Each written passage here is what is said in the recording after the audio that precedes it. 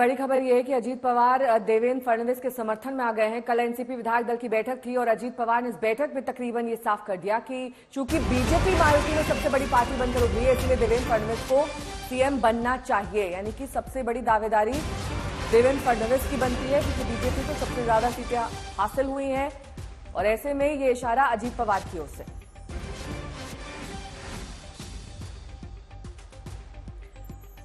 देवेंद्र फडणवीस के घर के बाहर से मेरे सहयोगी सौरभ वक्तानिया इस वक्त जुड़ गए हैं तमाम जानकारी के साथ। सौरभ, देवेंद्र फडणवीस का नाम ही रेस में सबसे आगे चल रहा है क्योंकि बीजेपी की सबसे ज्यादा सीट है, इसीलिए उनकी दावेदारी भी बनती है। लेकिन क्या यहां पर पूरी तरीके से शिंदे के दावे को नकारा जा सकता है क्योंकि वो विधायक दल के नेता चुने गए? जी देखिए, इसमें एक चीज समझनी होगी, जब 2019 में जब उद्धव ठाकरे की शिवसेना ने बीजेपी से नाता तोड़ दिया, कई सारे सवाल देवेंद्र फडणवीस पर खड़े किए गए थे। उस वक्त भी बीजेपी सिंगल लार्जेस्ट पार्टी थी। जब एक सरप्राइज था, जब शिवसेना का स्प्लिट हुआ और मुख्यमंत्री एकनाथ शिंदे को बनाया गया, उस वक्त सीएम से डीसीएम की पोजीशन देवेंद्र फडणवीस ने ली। एक तरीके से बहुत बड़ा सेक्रीफाइस था। उसके बाद जिस तरीके से बीजेपी का खुद कमबैक अकेले के दम पे देवेंद्र फडणवीस ने किया है, पार्टी कैडर की बात करें तो पार्टी कैडर फिलहाल यही चाहते हैं कि देवेंद्र फडणवीस महाराष्ट्र के फिर से एक बार मुख्यमंत्री बने। यहां पर प्रॉब्लम एक ही चीज की आ रही है, जिस तरीके से एकनाथ शिंदे की शिवसेना ने परफॉर्म किया है, एकनाथ शिंदे की शिवसेना से बहुत ही जबरदस्त दावा किया जा रहा है कि वो एक हक जमा रहे हैं कि सीएम एकनाथ शिंदे को ही दोबारा रिपीट करना चाहिए। अब कुछ पार्टी के लीडर्स ने एक फॉर्मूला दिया कि चलो 3 साल के लिए बीजेपी का मुख्यमंत्री हो, फिर 1 साल के लिए शिवसेना और 1 साल के लिए एनसीपी। लेकिन इस वक्त बीजेपी का जो कैडर है, बीजेपी के नेता ये चाह रहे हैं कि देवेंद्र फडणवीस ही महाराष्ट्र के मुख्यमंत्री हो, क्योंकि वो बहुत अच्छे एडमिनिस्ट्रेटर तो है ही। लेकिन दूसरी बात, अगर एक सरप्राइज की बात करें, क्योंकि हमें पता है कि हमेशा से हमने 2.5 साल पहले भी देखा कि किस तरीके से सरप्राइजेस होते हैं, जैसे मुख्यमंत्री एकनाथ शिंदे को बनाया गया, तो क्या कोई चौथा चेहरा सामने आ सकता है। लेकिन बीजेपी का जो महाराष्ट्र का कैडर है, उसने जब बीजेपी के जो दिल्ली के लीडर्स है उनसे भी यही मैसेज दिया है कि किसी और को ना बनाया जाए, क्योंकि फिलहाल ये तस्वीर क्या लगता है कब तक साफ हो पाएगी और बैठकों का भी दौर चल रहा है, कहां कितनी कितनी बैठकें चल रही है वो भी बताइए।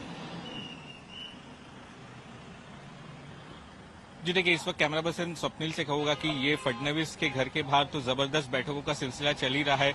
देखिए, एक के बाद एक तमाम जो नेता है वो आते ही जा रहे हैं। सबसे महत्वपूर्ण बात करूं कि फिलहाल घाई में नहीं लग रही, कोई जल्दबाजी नहीं दिख रही है। टेक्निकली बात करें तो जो महाराष्ट्र के मुख्यमंत्री बनने का जो सिलसिला है, जो वोट टेकिंग सेरेमनी है, वो 26 तक करनी चाहिए क्योंकि असेंबली 26 को खत्म हो रही है।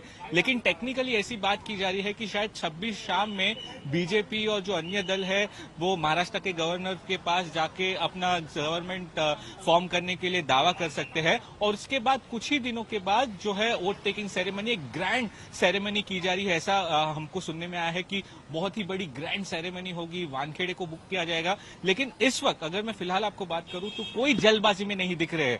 आराम आराम से यहाँ पर देखिए लगातार ये बैठकें चल रही है। तमाम महाराष्ट्र के अन्य राज्य से जो बड़े बड़े नेता है, एमएलएज है, वो इस वक्त फडणवीस के घर पे आ रहे हैं। 1 बजे बीजेपी की लेजिस्लेटिव मीटिंग भी है। एनसीपी के अजीत पवार 1 बजे तक वापस मुंबई आ जाएंगे, तो वहां पर मीटिंग चल रही है। कल एकनाथ शिंदे शिवसेना की मीटिंग तो हो ही चुकी है। एकनाथ शिंदे की शिवसेना का जो दावा है वो बहुत ज्यादा स्ट्रांग लग रहा है। वो अभी भी जो सीएम पोस्ट के ऊपर अपनी दावेदारी है वो बहुत ज्यादा वो पुश कर रहे हैं कि उनको भी सीएम पोस्ट मिलना ही चाहिए, तो उन्होंने एक फॉर्मूला दिया है। लेकिन इस बार बीजेपी काफी ज्यादा कॉन्फिडेंट लग रही है क्योंकि 132 है, मतलब जो मैजिकल फिगर होता है 145 का, उससे सिर्फ 10 से 12 एमएलए दूर है। यानी कि लौटूंगी आपके पास। इस बीच ऋतिक भालेकर मेरे सहयोगी जुड़ गए हैं तमाम जानकारी के साथ। ऋतिक, देखिए बॉल गेम एकदम अलग हो गया है, अब एकदम पासा पलट गया है। 132 सीटें जो बीजेपी ने ला दी हैं, उसके अलावा अब अजीत पवार का समर्थन मिलना फडणवीस के नाम पर कहीं ना कहीं शिंदे को बैकसीट पर लाता है। भले ही विजुअली दोनों एक दूसरे से अच्छे से मिल रहे हो, मिठाइयां खिला रहे हो, लेकिन शिंदे तो चाहेंगे ही ना वो अगले सीएम हो।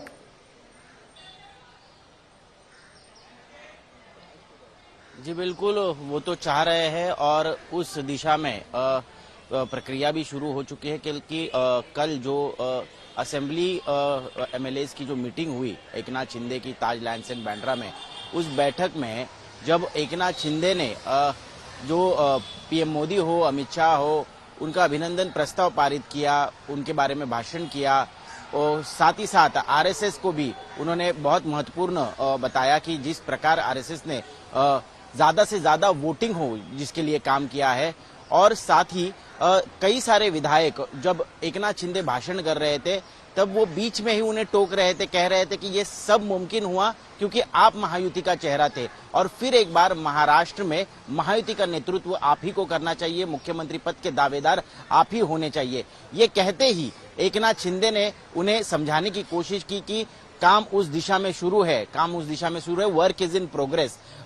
साफ तौर पर अब खुलकर जो है विधायक हो या पार्टी के नेता हो वो मांग कर रहे हैं कि एकनाथ शिंदे ही हमारे अगले मुख्यमंत्री होने चाहिए क्योंकि उनके चेहरे को लेकर महायुति ने इतना जो प्रचंड बहुमत है वो महाराष्ट्र में हासिल किया है। हालांकि अब बीजेपी के आंकड़े 132 तक पहुंच चुके हैं जो मोदी वेव में 2014 में भी नहीं पहुंच सके थे। 123 सीटें बीजेपी को आई थी 2014 में, लेकिन आज की डेट में अगर देखें तो बीजेपी का भी कैडर जो पिछले 2019 से चाह रहा है कि सबसे ज्यादा विधायक चुनकर लाने के बावजूद महाराष्ट्र में हमारा मुख्यमंत्री क्यों नहीं बन पा रहा और इसी के चलते अब फिर एक बार देवेंद्र फडणवीस का नाम। जानकारी के लिए आपका